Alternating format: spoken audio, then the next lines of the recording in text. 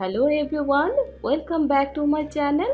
আয়োজনে থাকছে লুচিয়া কাবাব। আপনি যদি বাসায় লুচিয়া কাবাব একবার ট্রাই না করে থাকেন তাহলে অনেক বড় মিস করে যাবেন। আমরা এই রেসিপিতে অনেক টিপস আপনাদের সাথে শেয়ার করে নিয়েছি। So viewers, let's go. ফার্স্টে দিয়ে নিব বড় চামচে 2 চামচ ময়দা। তারপরে দিয়ে নিব পরিমাণ মতো লবণ। একটু ভালো মতো নেড়ে চেড়ে নিব।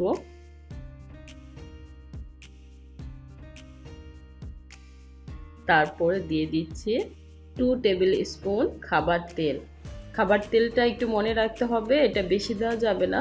বেশি যদি দিয়ে যান তাহলে ময়দাটা খাস্তা হয়ে যাবে। তাই আপনি বড় চামচের 2 চামচ ময়দার জন্য 2 টেবিল স্পুন খাবার অয়েল, মোট কথা 1 চামচ ময়দার জন্য 1 টেবিল স্পুন আপনি তেল ইউজ করে নেবেন। তাহলে আপনার লুচিটা খুব সুন্দরভাবে ফুলবে বা খাস্তা হয়ে যাবে না।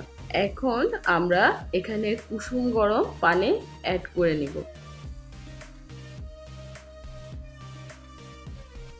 আর পানিটা একটু ধীরে ধীরে দিব যাতে করে ডোটা পারফেক্টলি হয়। আর কুসুম গরম পানিটা এই কারণে ইউজ করে নিচ্ছি যে লুচিটা অনেকক্ষণ পর্যন্ত আপনার নরম থাকবে। আমাদের ডোটা কমপ্লিট, খুব সুন্দরভাবে এটা মথা হয়ে গেছে। আমরা এখন ডোটাকে 30 মিনিটের জন্য ঢেকে রেখে দিব যাতে করে ডোটা পুরোপুরিভাবে সেট হয়ে যায়। কাবাব তৈরি করার জন্য আমি মুরগির বুকের অংশটাই নিয়ে নিয়েছি, এতে করে হাড় থাকে না বিশেষ করে। আর এই বুকের অংশটাকে আমি লম্বালম্বিভাবে কেটে নিচ্ছি, একটু দেখিয়ে দিচ্ছি। এখন আমরা চিকেনটা খুব সুন্দরভাবে কিচেন টিস্যু দিয়ে মুছে নিব যাতে করে কোনো পানি না থাকে, এর মধ্যে পুরোপুরিভাবে ড্রাই হয়ে যায়, এতে করে কাবাবটা ভালো হয়।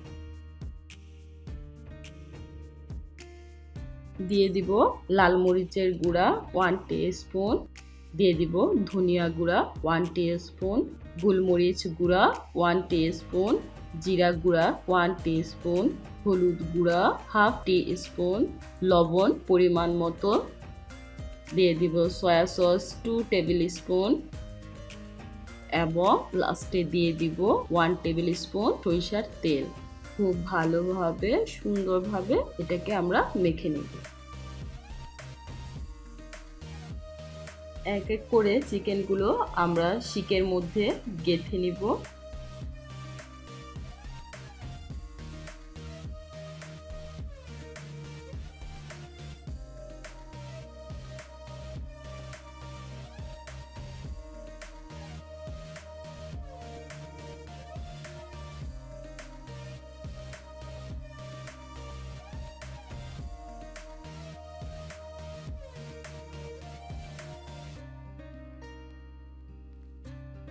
আমাদের চিকেনগুলো শিকে গাঁথা কমপ্লিট। এখন আমরা এই শিকগুলো চুলার উপরে দিয়ে দিব।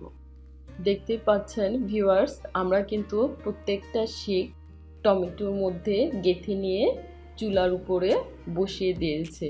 আর একটা জিনিস মনে রাখতে হবে যে টমেটোগুলো আপনি কিছুক্ষণ ডিপ ফ্রিজে আধা ঘন্টা রেখে দিলে আপনার কিন্তু চুলায় দিলে টমেটোগুলো সাথে সাথেই গলে যাবে না, একটু শক্ত শক্ত ভাব থাকবে।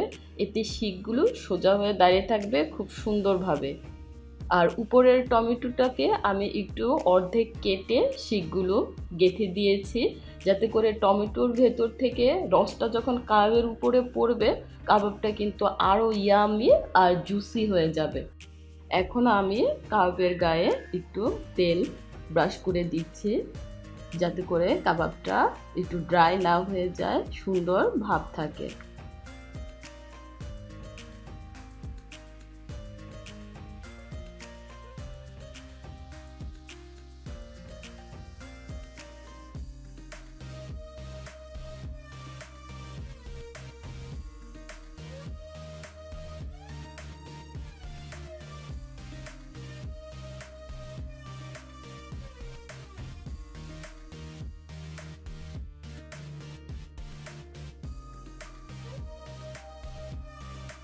কাবাবটা আমরা একটু ঘুরিয়ে ফিরিয়ে দিব আমি একটু কাঁটা চামচ দিয়ে একটু কাবাবটা ঘুরিয়ে দিচ্ছি। প্রত্যেকটা কাবাবই আমি এভাবে ঘুরিয়ে ঘুরিয়ে দিব, যাতে করে কাবাবের দুপাশটাই খুব সুন্দরভাবে পোড়ানো হয়ে যায়।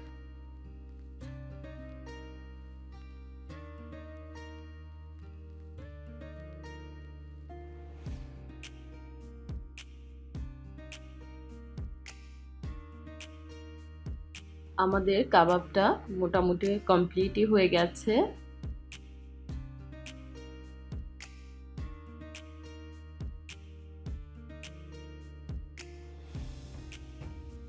এখন আমরা একটু স্মোকি ফ্লেভার আনার জন্য কাবাবের মধ্যে একটা কয়লা, চুলা জ্বালানো অবস্থায় একটা কয়লা ভালোভাবে একটু পুড়ে নিব। কয়লাটা মোটামুটি পোড়ানো কমপ্লিট। এখন আমরা চুলাটা বন্ধ করে দিব এবং চুলার ভেতরে আমরা একটা স্টিলের বাটিতে কয়লাটা রেখে দিয়ে সামান্য একটু খাবার তেল দিয়ে দিব। এতে করে যে স্মোকটা তৈরি হবে, এতে কিন্তু কাবাবের গায়ে একটি সুন্দর একটা ফ্লেভার চলে আসবে। আর এই পর্যায়ে কিন্তু চুলাটা অফ থাকবে। তৈরি হয়ে গেল আমাদের কাবাব। এখন আমরা লুচিটা তৈরি করে নিচ্ছি। দেখতে পাচ্ছেন একটু গোল গোল করে তৈরি করে নিয়েছে। আমরা লুচিটা ভেজে নিব।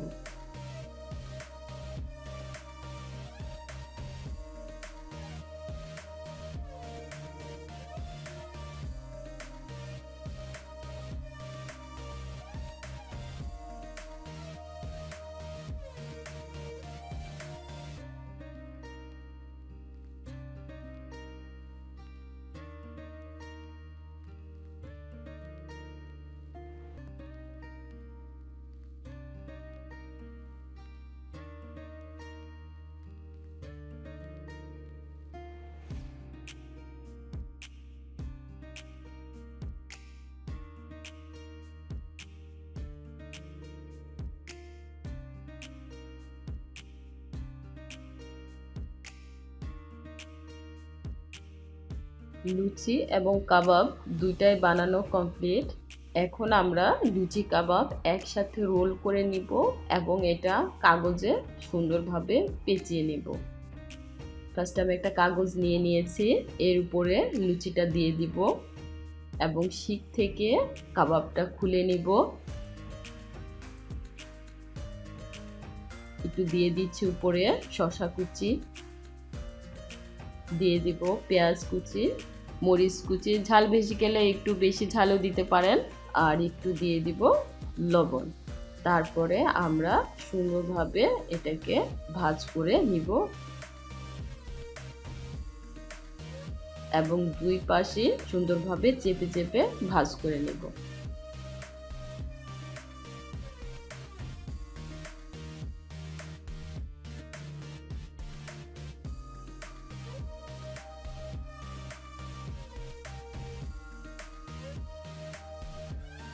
তৈরি হয়ে গেল আমাদের লুচিয়া কাবাব।